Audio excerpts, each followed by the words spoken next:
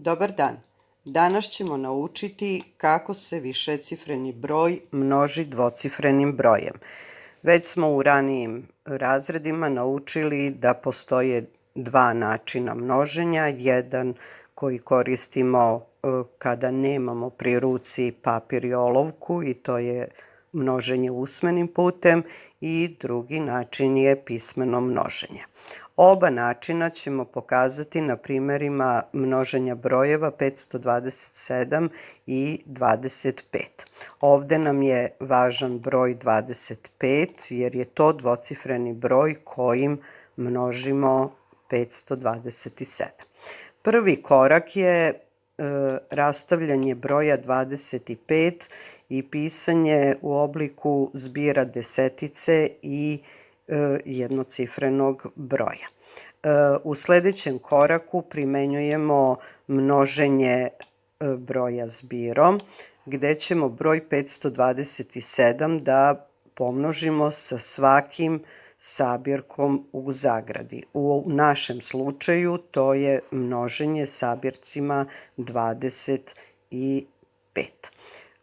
Nakon toga prvo izvršimo množenje i dobijene proizvode saberemo, tako da na kraju dobijamo da je 527 puta 25 13.175.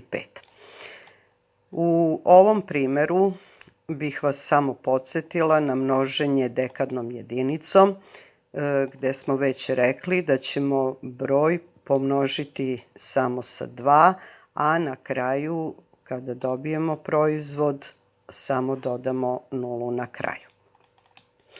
Drugi način 527 puta 25. Prilikom pismenog množenja moramo da znamo mesnu vrednost cifre. U našem slučaju na mestu jedinica nalazi se cifra 5, na mestu desetica nalazi se cifra 2. Kod množenja dvocifrenim, a vidjet ćete kasnije i višecifrenim brojem, množenje započinjemo od pozadi. Tačnije, množimo prvo jedinicama, zatim deseticama, kasnije ćemo videti kako se taj niz nastavlja i kod množenja višecifrenih brojeva. U ovom slučaju našem cifrom 5 množimo najpre 7, zatim 2, pa na kraju i cifrom 5.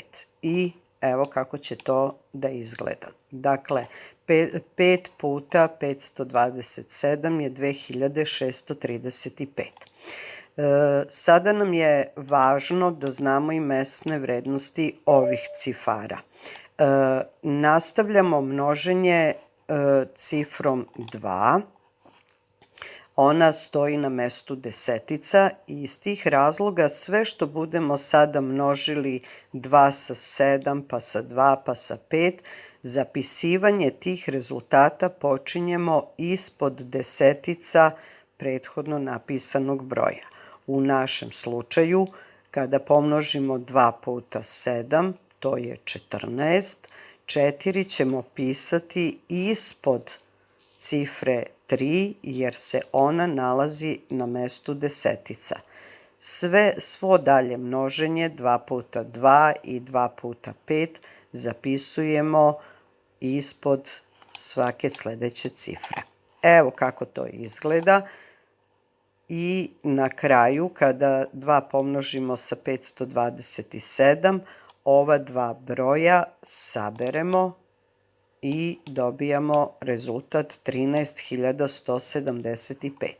Primećujete da pored četvorke ne postoji nikakva cifra, zato kažemo da 5 spuštamo. Ne sabiramo ni sa čim, nego jednostavno spuštamo.